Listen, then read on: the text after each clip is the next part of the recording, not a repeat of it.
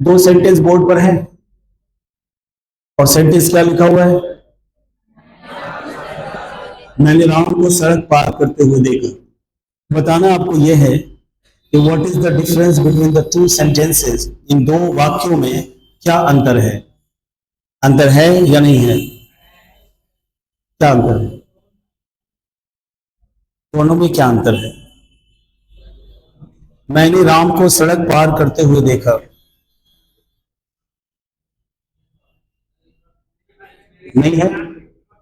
पहले वाले में क्या कह रहा है? नहीं नहीं, वाक्य की संरचना को देखना है, वाक्य के स्ट्रक्चर को देखना है। भाव की बात तो हम बाद में करेंगे कि मीनिंग में क्या डिफरेंस है।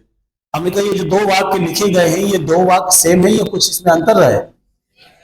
पक्का सेम है? एक अंतर है।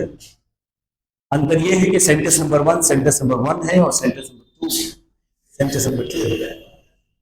एक ये भी तो अंतर हो सकता है, लेकिन ये मजाक था। अंतर हमें जानना है कि इसके अर्थ में क्या है।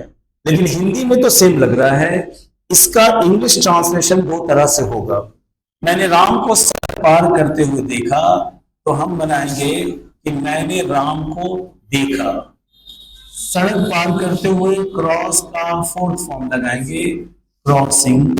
I saw Ram crossing the road. Active का पैसिव हम जानेंगे, लेकिन सबसे पहले एक्टिव जान लें। ये एक्टिव का भाव क्या है? I saw Ram crossing the road. दूसरा सेंटेंस है मैंने राम को सड़क पार करते हुए देखा। पहले बनाएंगे मैंने राम को देखा, आई सॉ राम, और फिर यहां कहेंगे क्रॉस द रोड। क्या इंग्लिश के सेंटेंसेस में अंतर आ गया? सेंटेंस में अंतर आ गया ना। अब ये जो अंतर आया है वो क्या है? यहां क्रॉसिंग है और यहां क्रॉस है ना। एक जगह क्रॉसिंग है वर्ब का फोर्थ फॉर्म और एक जगह क्रॉस है वर्ब का फर्स्ट।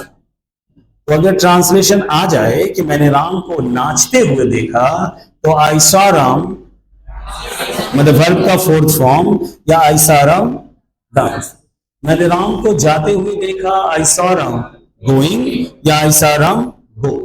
ठीक है, ट्रांसलेशन तो बन जाएगा, लेकिन डिफरेंस क्या है? तो डिफरेंस देखें कि ये सड़क है और तुम यहां से गुजर रहे थे, तो तुमने देखा राम यहां पर कि राम ये सड़क पार कर रहा है।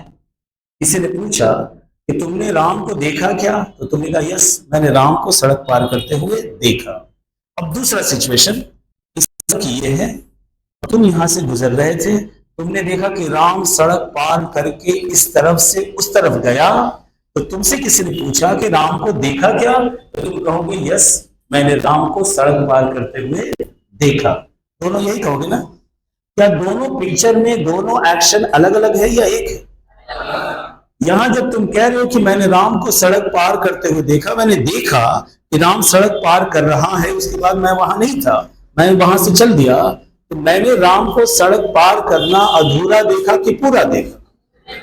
तो जब एक्शन को आप अधूरा देखें तो वर्ब अपने फोर्थ फॉर्म में आएगा कि मैंने राम को सड़क पार करते हुए देखा, I saw Ram crossing the road, है ना। लेकिन वो किया या ना किया, वापस आ गया, किडनैप हो गया, वहीं से उड़ गया, मेरी कोई गारंटी नहीं है। मैंने देखा कि सड़क पार कर रहा है, तो I saw Ram crossing the road. और जब आपने देखा कि एक्शन आपके आंखों के सामने कंप्लीट हुआ, आपने देखा कि राम सड़क के इस छोर से सड़क के उस छोर पर पहुंच गया और इस पूरे एक्शन को आपने पूरा पूरा देखा, तो I saw Ram cross the road. आप मैच देख रहे थे, विराट कोहली बल्लेबाजी कर रहे थे, आप कपड़ा चेंज कर रहे थे, फिर ऐसे टेलीविजन पर चल रहा था और आपने देखा कि अच्छा एक छक्का एक चौका मारा, अच्छा खेल रहा है, फिर आप तुरंत तैयार हुए और चल दिए। तो किसी पूछेगा कि क्या आपने विराट कोहली को बल्लेबाजी करते हुए देखा, तो आप कहेंगे यस, मैंने विराट कोहली को बल्लेबाजी करते हुए देखा। पहला वाला कि दूसरा वाला? I saw Virat Kohli batting. अब कितने रन बनाए, कब आउट हुआ, कितने चौके लगाए, कितने छक्के लगाए, हमने नहीं देखा। और अगर विराट कोहली के गेम को शुरू से अंत तक देखा, तो I saw Virat Kohli bat. Clear है? बात समझ आ गई? मैं घर से निकल रहा था तो मैंने देखा मम्मी किचन में खाना पका रही है। कुछ देर में था, क्या बना रही थी, फिर मैं चला गया। तो मैंने मम्मी को खाना पकाते हुए देखा, I saw my mother cooking अधूरा देखा।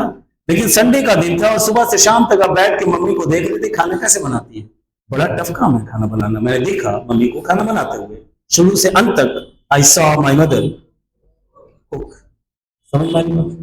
अब आपके मन में ये प्रश्न आएगा कि सर ट्रांसलेशन आ जाएगा तो कैसे बनाएंगे? ये तो हमें समझ में आ गया, लेकिन ट्रांसलेशन आए तो कैसे बनाएंगे? तो ट्रांसलेशन आए तो दोनों में से किसी भी तरह से बनाएंगे and your answer will be correct. और आपका जो आंसर होगा वो सही होगा।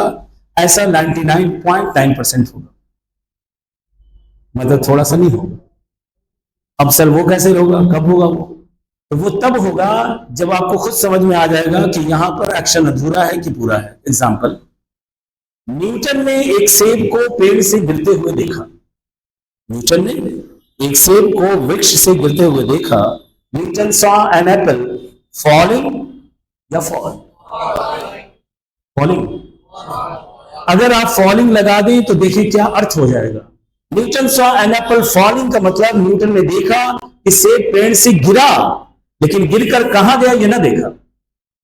बोलिए, Newton saw an apple falling का मतलब उसने देखा कि सेब गिर रहा है और बस इतना ही देखा, उसके बाद चला गया।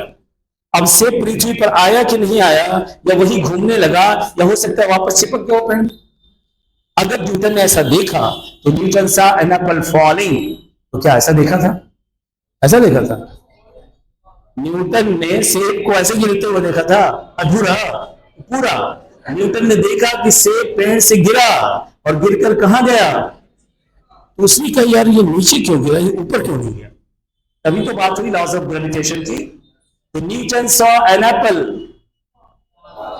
अब यहां पर वो बात गलत हो जाएगी। कौन सी?